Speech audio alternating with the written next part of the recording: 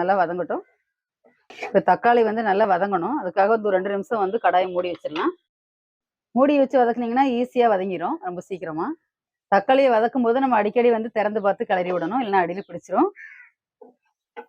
இப்போ பாருங்க தக்காளி நல்லா வதங்கிருச்சு. இப்போ நம்ம இதோட பச்சை சுண்டக்காய் சேர்த்துடலாம். நான் சுண்டக்காவை தட்டி தண்ணியில போட்டு 2, 3 தடவை நல்லா அலசிட்டு வச்சிருக்கேன். அப்பதான் இந்த விதையெல்லாம் வந்து அடியில போய் தேங்கிரும். இப்போ நம்ம இதை குழம்புல சேர்த்துடலாம். இந்த சுண்டக்காய்க்கு இப்போ தேவையான அளவுக்கு நம்ம உப்பு சேர்த்து வதக்கிக்கலாம். அப்பதான் சுண்டக்காயில உப்பு பிடிக்கும்.